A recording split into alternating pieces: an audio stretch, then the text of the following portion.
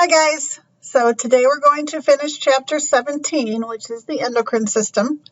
So the thyroid gland is the next gland we need to talk about. It is located just below the larynx, which remember is your voice box, and there are right and left lobes to it. It's made up of spherical sacs called follicles, and inside of those follicles you're going to find follicular cells, which secrete the hormones T3 and T4, and parafollicular cells, which secrete the hormone calcitonin. The thyroid hormones T3 and T4 are going to be produced in response to thyroid stimulating hormone that comes from the anterior pituitary. So what's going to happen basically is the hypothalamus is going to secrete thyroid releasing hormone, which will target the anterior pituitary, which will then, in response, release thyroid stimulating hormone, which will target the thyroid. So the hypothalamus controls a lot, as we said before. So iodide from the blood is going to be actively transported into the follicular cells, and this is known as iodide trapping. Iodide is actually needed to be part of T3 and T4, or you're not going to make enough of it. So T3 and T4 are going to be secreted into the blood, and they're carried in the blood by TBG, which is thyroxine binding globulin. T3, the official name is triiodothyronine, which is why we call it T3. This is the active form. So there isn't a lot of T3 in the blood. T4 is called tetraiodothyronine or thyroxine, but again, that's why we call it T4. This is the last active form, and there's going to be large amounts of T4 in the blood. So T3 and T4 both regulate the metabolic rate, thermostasis, growth and development, and the reactivity of the nervous system. So if you have a problem with your thyroid, you often have issues with your metabolism. So if you do not secrete enough of the thyroid hormones, then you're going to have a slower metabolism. If you secrete a lot of the T3 and T4 hormones, then you're going to have a higher metabolism. So thyroid hormone levels are going to be controlled by the amount of iodide and TRH and TSH.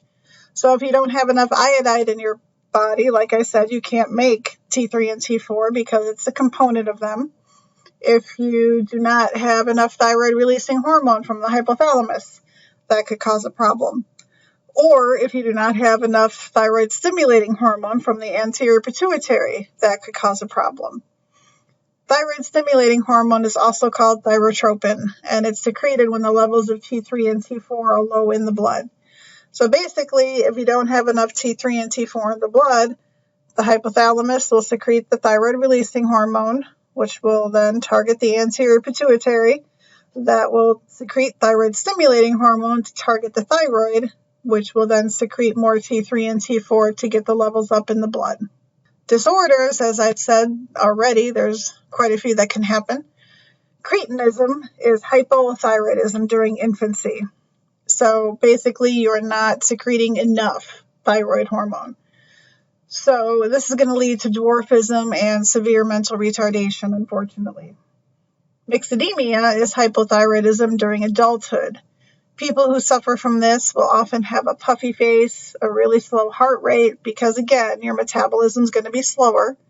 A lower body temperature, you're going to be very sensitive to cold because you can't regulate your body temperature like you normally would.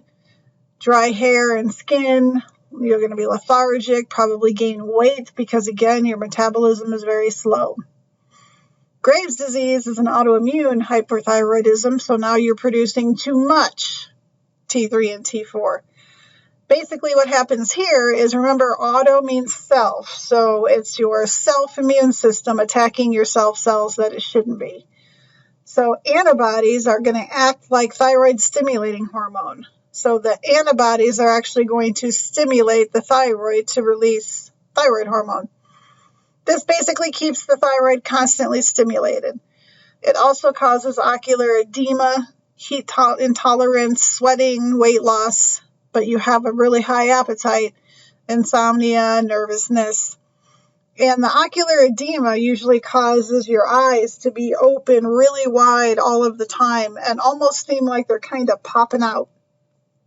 I don't know if any of you watch 90 Day Fiancé or Before the 90 Days or anything like that, But there was a guy on there named Ash, and his eyes were bug eyes. They were open so wide, and nobody could understand why they were like that.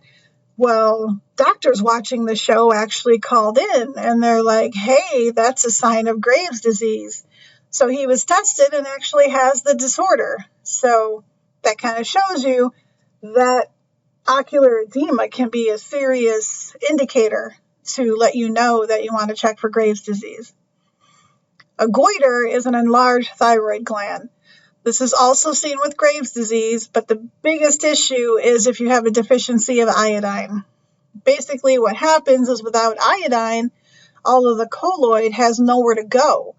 So you can't build T3 and T4 without iodine, so you have all of this stuff just waiting to build T3 and T4. So the colloid just builds up and keeps building until you have a big swollen thyroid gland.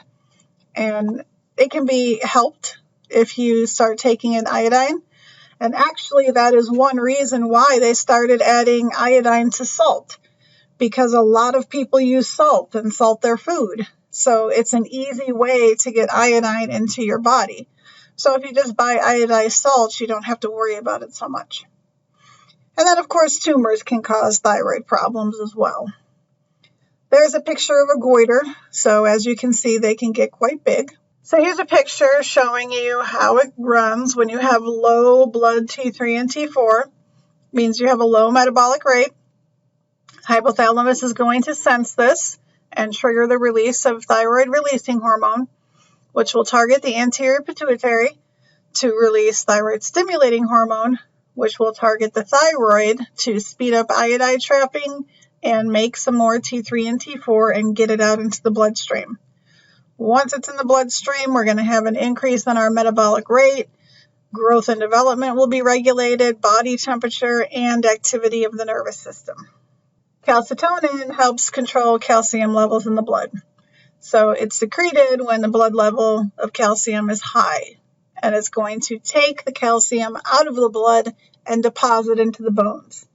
Calcitonin is extremely important in childhood. So maybe if you remember that, it will help you remember that it's going to be taking calcium out of the blood and put it into the bones. Because in childhood, that's when our skeleton is really growing. So it needs that calcium. So calcitonin is very important. And there's a picture showing you if you have high blood calcium, it's going to trigger the thyroid to release calcitonin, which will then trigger the osteoblasts in the bone tissue to take the calcium out of the blood and put it into the bone to build some bone. So it's going to stimulate the deposition of calcium into the bone matrix, therefore lowering blood calcium.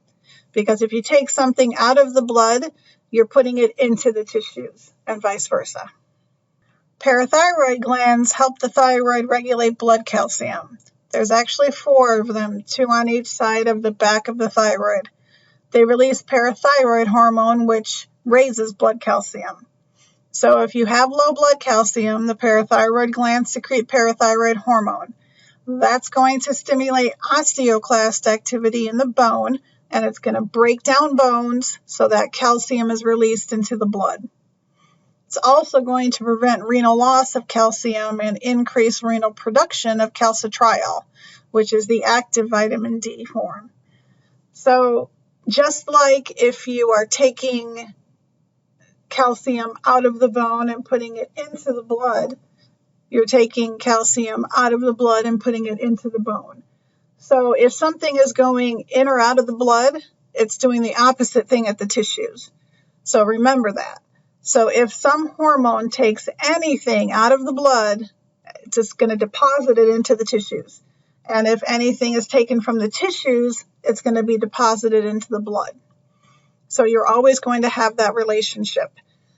If it goes out of the blood, into the tissues, into the blood, out of the tissues. It's also going to help increase absorption of dietary calcium, which is going to raise blood calcium as well. The adrenal glands stimulate the sodium-potassium level regulation and metabolism. Basically, they help the body to resist stress and the anti-inflammatory response. But the biggest thing is regulating that sodium-potassium level. There's an adrenal gland on top of each kidney. The outer adrenal cortex secretes aldosterone and cortisol, and the inner adrenal medulla secretes epinephrine and norepinephrine. And there's a picture showing you the outer cortex and the inner medulla. Aldosterone is a mineralocorticoid, and it is extremely important because it plays a part in the renin-angiotensin pathway. So aldosterone is going to increase sodium reabsorption and potassium excretion by the renal tubules.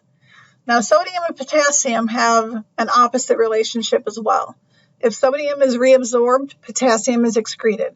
And if sodium is excreted, potassium is reabsorbed. So they're opposite each other. So what's happening to one, the opposite's happening to the other. So the renin-angiotensin pathway is something really important that you need to know. So when your total blood volume is decreased through either hemorrhage or dehydration, the blood pressure also goes down. We have cells called juxtaglomerular cells inside the kidney that have stretch receptors. They detect when there's not a lot of stretch, which means the blood pressure is going down. So anytime the blood pressure drops, the juxtaglomerular cells secrete the enzyme renin into the blood. So the kidney is secreting renin into the blood. Renin converts angiotensinogen, which is just a plasma protein that's roaming around, into angiotensin 1. When the blood reaches the lungs, there's another enzyme there called ACE, which is angiotensin converting enzyme. That's going to convert angiotensin 1 into angiotensin 2. Angiotensin 2 then tells the adrenal cortex to secrete aldosterone, which will cause an increase in sodium reabsorption and potassium excretion by the kidneys. So as more sodium is reabsorbed, more water is going to be reabsorbed. Water follows sodium. So the increase in total blood volume is going to raise your blood pressure back up to normal. Angiotensin 2 also causes vasoconstriction of the arterioles to help raise your blood pressure. So basically, the renin-angiotensin pathway is going to help increase your blood pressure when your blood pressure drops. So when your blood pressure drops, the kidney is going to secrete renin. Renin is then going to convert angiotensinogen into angiotensin 1. Angiotensin 1 will then be converted into angiotensin 2 by ACE, which is secreted from the lungs. Angiotensin 2 will then tell the cortex of the adrenal glands to secrete aldosterone. That's going to increase sodium reabsorption, potassium excretion, which will bring your blood pressure back up to normal. Now, aldosterone is very important, but you don't want too much of it. Excess aldosterone is called aldosteronism, and this leads to excess sodium reabsorption and water retention. That's going to cause hypertension, which is high blood pressure. Also, you're going to see hypokalemia, which is low blood potassium, which is going to cause muscle weakness or paralysis. Because remember, sodium is being reabsorbed, which means potassium is being excreted. So you're having all of this excess sodium building up and losing all of that potassium, which is important for muscle contractions and your heart too. So aldosteronism is not something it's not something that should be ignored, is what I'm trying to say. Addison's disease is the opposite. It's a deficiency of aldosterone. Also leads to a deficiency of cortisol. So if the adrenal cortex doesn't respond, it's going to stop producing aldosterone and cortisol. This is going to lead to a renal loss of sodium, which is going to in turn cause low blood pressure, mental lethargy, muscle weakness, anorexia, and hypoglycemia, just to name a few. It's said that President Kennedy, JFK, had Addison's disease. So low blood pressure is going to cause the renin pathway to be activated. So renin will be released by the kidneys. That will convert angiotensinogen to angiotensin 1. That will go to the lungs, and ACE, which is angiotensin converting enzyme, will convert angiotensin 1 to angiotensin 2. Angiotensin 2 will target the adrenal cortex to release aldosterone and to reabsorb sodium in the kidneys, excrete potassium in the kidneys, and that sodium retention is going to raise your total blood volume and your blood pressure. Water will follow sodium, so that's going to help as well. However, it's going to indirectly cause a renal loss of potassium, which will lower blood potassium. So again, there's this gentle balance between sodium and potassium that has to be maintained. This is a picture of everything that's happening in the renin-angiotensin pathway. Make sure that you're familiar with this because it's a really important pathway. Glucocorticoids like cortisol are also released by the adrenal cortex. These are involved in the hypothalamic pituitary adrenal axis. Cortisol is involved in metabolism. It raises our blood glucose and also, very importantly, helps raise the blood pressure to reduce body stress. It's also anti-inflammatory. But cortisol is what we call our stress hormone. So when we are under stress, cortisol is released to help us resist the effects of that stress, which is why chronic stress is very bad for you, because chronic stress can lead to high blood pressure because of the cortisol levels. It can also lead to fat being retained in your body. So cortisol is regulated by CRH from the hypothalamus and ACTH from the anterior pituitary. ACTH is adrenocorticotropic hormone, and that basically tells the adrenal cortex to secrete cortisol. Addison's disease, you have an undersecretion of aldosterone and cortisol, like we said before. Cushing's syndrome, you have an oversecretion of adrenocorticotropic hormone, which leads to an oversecretion of cortisol. So individuals with Cushing's disease will have really skinny arms and legs. They have what's called a moon face, a buffalo hump, hyperglycemia. They have a decreased immunity, just to name a few things. So if you have low blood cortisol, the hypothalamus is going to release CRH, which targets the anterior pituitary, to release ACTH, which targets the adrenal cortex to release cortisol. The cortisol is then going to increase blood glucose and blood pressure and also decrease the immune response. So that's another reason why chronic stress is bad. Chronic stress raises your blood pressure and also decreases your immune response so that you can get sick easier. We don't want that. As I said, JFK, it's thought that he had Addison's disease, and there's an example of Cushing's syndrome with the moon face. The adrenal medulla is the center of the adrenal glands. It contains chromaffin cells, which are directly innervated by the autonomic nervous system. The two hormones are epinephrine and norepinephrine, also known as adrenaline and noradrenaline, and they get secreted anytime the body is stressed. The hormones are sympathomimetic, which basically means they are mimicking the sympathetic nervous system. So the effects are similar to the fight or flight response. The secretion is mostly epinephrine, about 80%, and then 20% is norepinephrine. But these two hormones also help the body resist stress. They cause an increased heart rate. They cause an increase in blood glucose, vasoconstriction, bronchodilation. So all of these things happen, again, similar to the sympathetic nervous system, and you kind of get this rush, which is why people will talk about that adrenaline rush sometimes.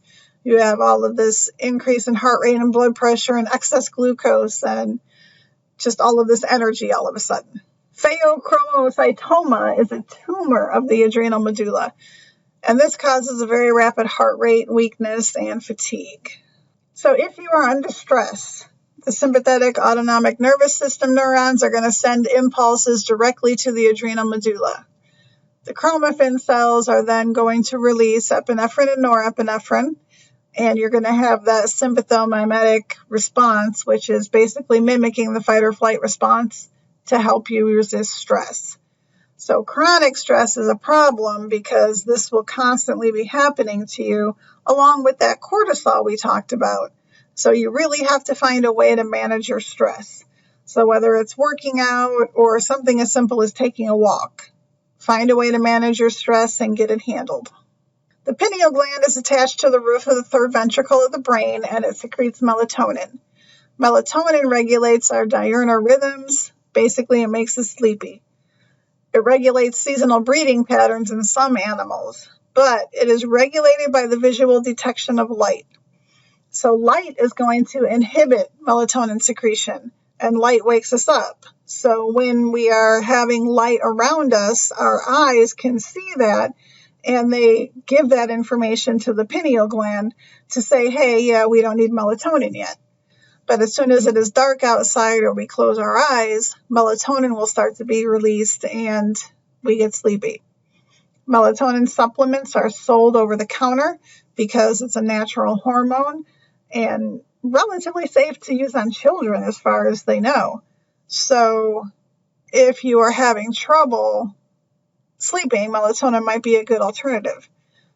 Problem is, if you are blind, you do not have that visual input to tell you when to release melatonin.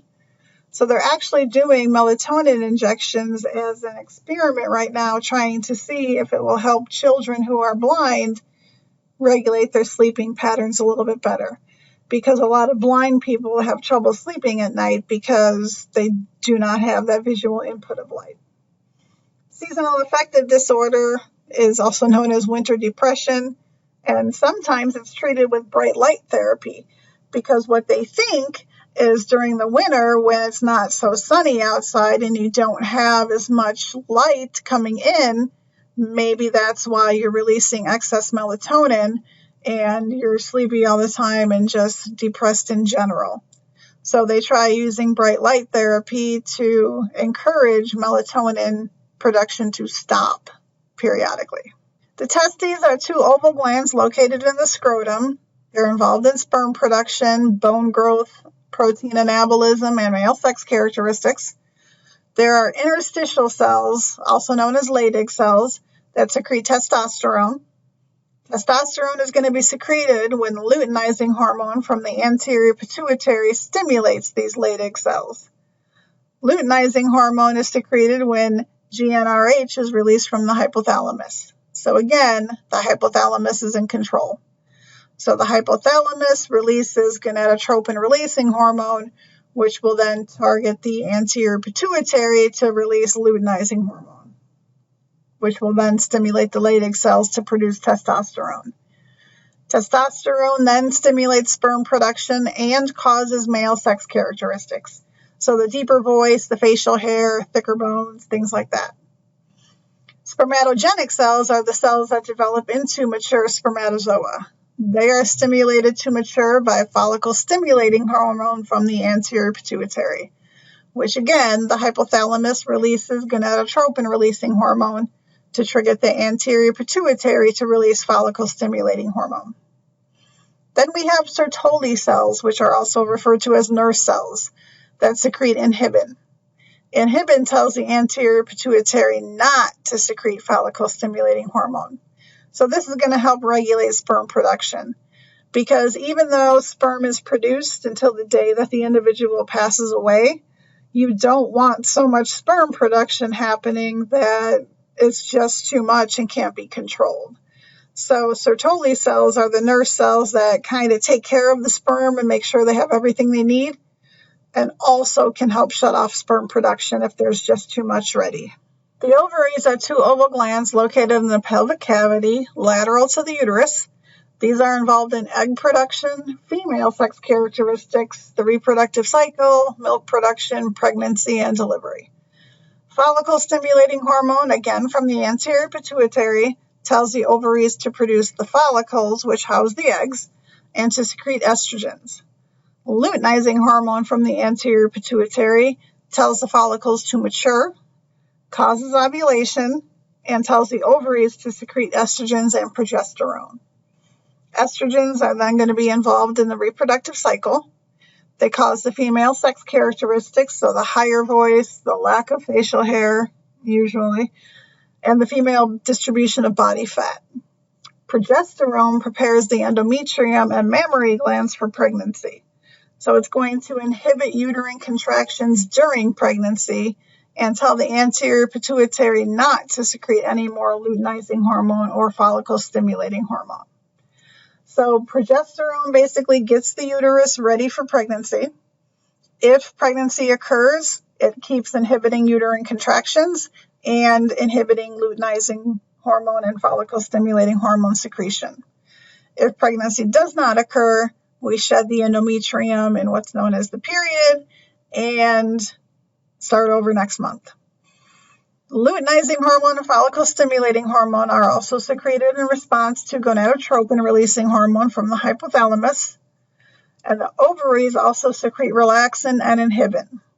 As the names imply, relaxin is going to relax the pubic symphysis and the uterine cervix for delivery, and inhibin tells the anterior pituitary not to secrete follicle-stimulating hormone. So if pregnancy occurs when we are ready to deliver, the ovaries are going to secrete that relaxin to kind of soften up the pubic symphysis a little bit. Now remember, the pubic symphysis is fibrocartilage, so it's strong, it's tough, it's not going to totally separate. It's just going to relax and give a little give to the pelvis so that the baby can be delivered safely. The pancreas helps regulate blood glucose levels and is also involved in digestion. It is posterior and slightly inferior to the stomach. There are 4 types of cells clustered together into islets of Langerhans. Alpha cells are important. They secrete glucagon when blood glucose is low. Beta cells secrete insulin when blood glucose is high. Delta cells secrete somatostatin. F cells secrete pancreatic polypeptide. Alpha and beta cells are secreting the glucagon and insulin to regulate our blood sugar. Somatostatin is growth hormone inhibiting hormone to shut it off if we have enough growth hormone. And then the pancreatic polypeptides are the ones involved in digestion. Diabetes mellitus is a deficiency of insulin. This causes hyperglycemia, which is high blood sugar, glycosuria, polyuria, excessive thirst. So you feel like you have to go to the bathroom all the time, you're super thirsty, and you have high blood sugar. Hyperinsulinism is an overproduction of insulin. You might think, hey, that's a good thing. We don't have to worry about diabetes. But it's not, because it causes low blood sugar or hypoglycemia, tremors, and sweating. So you don't want low blood sugar or high blood sugar. You want it to be where it's supposed to be at. So hyperinsulinism is not a good thing either. So if you have low blood glucose, the pancreas alpha cells are going to secrete glucagon, which tells the liver cells to release the glycogen stores. So glycogenolysis, we're going to break down glycogen to release glucose and put it back into the blood. Also tells the liver cells to convert lactic acid to amino acids into glucose, so gluconeogenesis. So we're going to break down any glycogen stores that we have to release glucose, and then we're also going to build glucose. If you have high blood sugar, on the other hand, the pancreas beta cells are going to release insulin. This is going to help glucose enter most body cells. It tells the liver to convert any excess glucose into glycogen, which is glycogenesis. Tells the liver to speed up protein synthesis, and tells adipose cells to speed up lipogenesis. So you're going to take all of this blood glucose out of the blood and do anything you can with it, converting it into glycogen, using it for protein synthesis, using it for lipogenesis, whatever you can do to use that glucose so that it's not out in the blood roaming around. Some other endocrine tissues, the thymus gland and the mediastinum secrete several hormones for the immune system, and we'll talk about that when we get to immunity. The GI tract secretes several hormones related to digestion, and we'll talk about that when we get to digestion. The placenta is only present during pregnancy, but it secretes HCG, which is human chorionic gonadotropin. That is what helps maintain the pregnancy, and that is what signifies that you are pregnant with pregnancy tests. Also secretes estrogens and progesterone to maintain that pregnancy and help the mammary glands get ready for milk production. The kidneys secrete erythropoietin, which tells the bone marrow to produce more red blood cells, and also secretes calcitriol, which is that activated form of vitamin D to help regulate blood calcium. The skin produces the inactive form of vitamin D in the presence of sunlight, which will then go to the kidneys to be activated. The atria of the heart secrete atrial natriuretic peptide, which helps lower the blood pressure when it gets too high. Here is a chart of the organs and the major hormones that they produce, and then the effects that are brought about. And as I said, we will talk about the individual ones, like the heart when we get to the heart, the GI tract when we get to digestion. We'll talk more about the kidneys when we get to urinary, including the renin-angiotensin pathway, so make sure you know that. There are different stressors that we have to watch out for and watch how we adapt to them and handle them.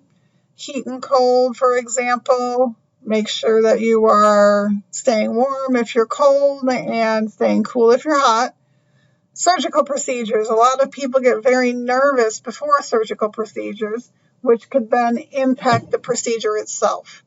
Surgical procedures are very hard on our bodies, so we have to cope with that. Blood loss, if your blood volume goes down, as we've talked about, we're going to have a lot of protective mechanisms in place. Poisons, depending on the poison, our bodies handle them in different ways. Obviously, poisons are never good, but something like cyanide, for example, will paralyze your muscles, including your heart and your diaphragm. So you won't be able to breathe and you'll basically suffocate from inside. Infections, of course, our immune system tries to fight infections, and fever is a good response to where we can raise our body temperature temporarily to get rid of bacteria. We have very strong emotional responses that sometimes can take a toll on our body, and this is just to name a few stressors. There are 3 stages to general adaptation syndrome. The first one is the alarm reaction. So this is the immediate set of responses to a stressor. The fight or flight response could happen here. The second stage is the resistance reaction. Now this is slower to start, but the effects last much longer here. This is where general adaptation syndrome usually ends because homeostasis is reestablished here.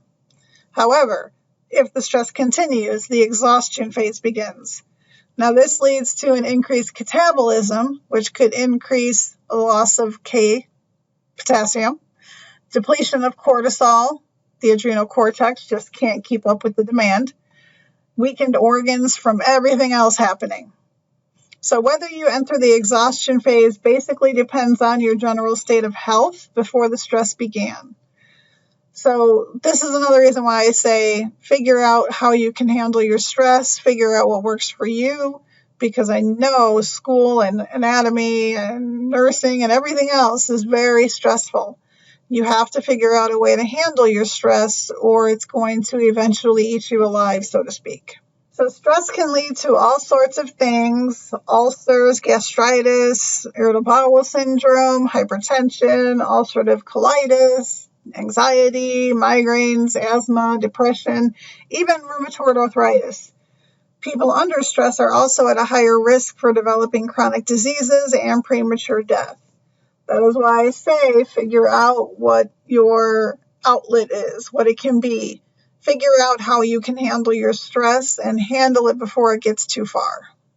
Also make sure you're familiar with the seasonal affective disorder, PTSD, the disorders of the pituitary gland that we talked about, the thyroid gland we talked about, hypoparathyroidism versus hyperparathyroidism, Cushing's and Addison's and pheochromocytoma that we talked about.